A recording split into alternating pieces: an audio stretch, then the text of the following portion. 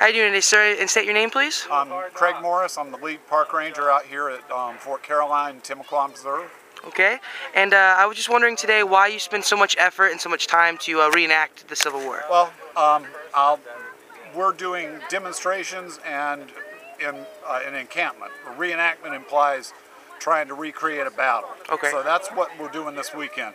It's all educational.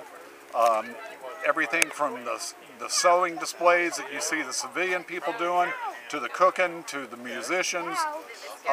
Just trying to show people aspects of the Civil War in Florida. Most people don't associate the Civil War with Florida. They think of the Virginia battlefields and the Shilohs and in the bigger battles.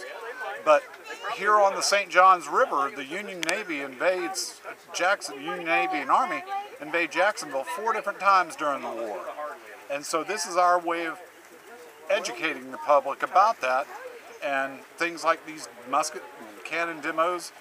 People that might not be interested in history, it's pretty interesting. Okay. And so we're trying to offer a variety, and yeah, these are some of our better educational tools. I gotcha. Bigger the bang, bigger the buck. I gotcha. Bigger the bang, bigger the buck, hopefully bigger the interest. There you go. My question is, you have 2 guns here. How much advancement in technology did the Confederate troops see down here, since they were so far away from their major battalions? The Confederates down here were in the backwater of the war. Okay. But they, especially with the big gun, the 12-pounder, they would capture Union gunboats, and usually Union gunboats were armed with 4 of those cannons. Okay. To protect their landing parties. And so they were very prized pieces of artillery for the Confederate troops in Florida. And I was told by another person that there is the idea of like treasures, like they would like take them for their bounty. Was that maybe like one reason for joining the Navy instead of the Army? Yes. Very much so. Now you said that the Confederates didn't have, much technology advancement, but what about the advancement and for the Union? Oh, the Union, of course, had some of the most prime.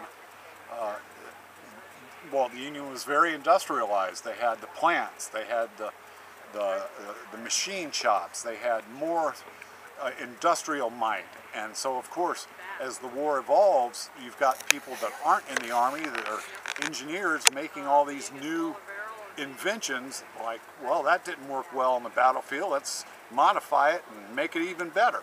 And you see that especially with the muskets. They start out with the ones that load through the barrel, and by the end of the war they're making cartridges and almost bullets like we would recognize today.